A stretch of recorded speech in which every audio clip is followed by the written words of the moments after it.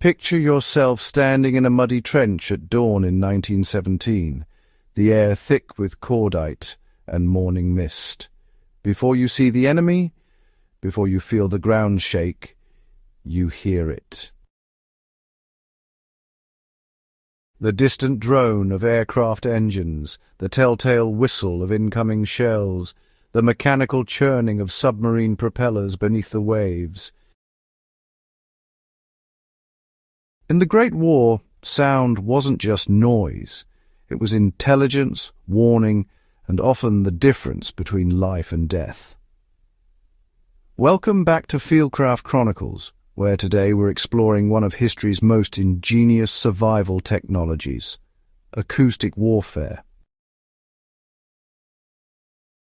This is the story of how soldiers learned to weaponize silence and decode the language of sound itself.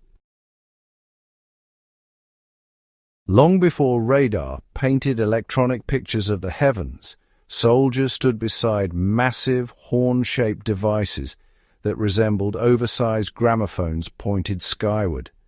These acoustic mirrors, affectionately called war tubas, were the eyes of the early warning system. Operators would stand in exposed positions, often on hillsides or coastal cliffs, rotating these mechanical ears through the morning fog. The technology was brutally simple, yet profoundly effective. The parabolic horns concentrated distant sound waves, funneling the faint hum of approaching aircraft into stethoscope earpieces worn by trained listeners. These men were acoustic hunters, their survival skills honed not in forests but in the physics of sound itself. The French took this concept further with their myriaphones, clustering dozens of smaller horns into a single unit that looked like a metallic flower facing the sky. Imagine standing before such a device as an operator, your entire world reduced to the subtlest variations in engine pitch and rhythm. You learn to distinguish the German Gotha bomber's distinct four-engine drone from the higher whine of reconnaissance biplanes. This was fieldcraft of a different order, reading the environment through pure acoustic signatures, tracking prey you couldn't see across distances of 10 kilometers or more. The operators worked in pairs, one adjusting elevation, while the other swept azimuth, their movements choreographed like a deadly dance. When both agreed on the bearing, runners would sprint to artillery positions or alert squadrons. You had perhaps 5 minutes warning before the aircraft arrived overhead. 5 minutes earned through patience, training, and the courage to stand exposed while death approached from above.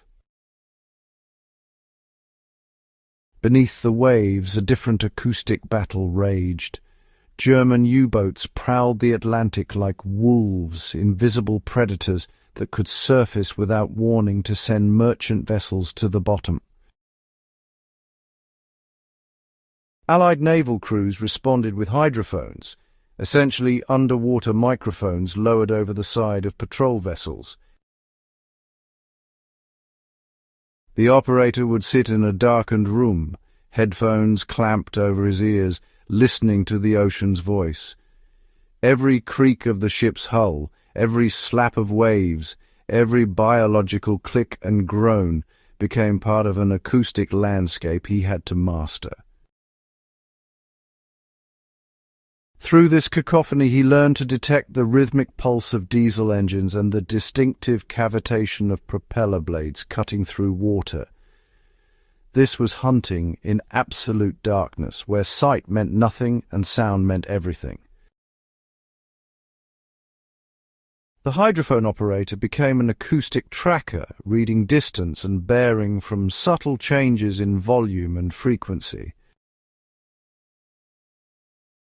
When the ship's engines ran, their own noise created a blind spot, so vessels would periodically go silent, drifting dead in the water, while operators listened.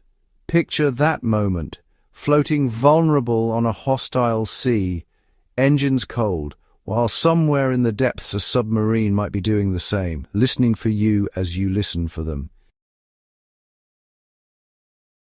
The French physicist Paul Langevin revolutionized this deadly game by developing active sonar, using quartz crystals to generate ultrasonic pulses and listening for their echoes. This was acoustic fieldcraft elevated to science, turning sound from a passive warning system into an active hunting tool. These acoustic warriors teach us something profound about survival and adaptation. They took one of humanity's most primitive senses, hearing, and transformed it into a sophisticated detection system through ingenuity, training, and unshakable focus. In today's world of preparedness and bushcraft, we often focus on visible threats and tangible skills, but the lesson of World War I acoustic warfare runs deeper.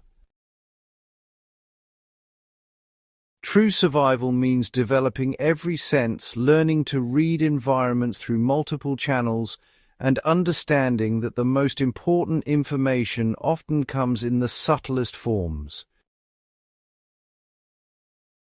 Whether you're tracking game through a forest or monitoring your surroundings in uncertain times, the principles remain: patience, environmental awareness, and the wisdom to listen before you act.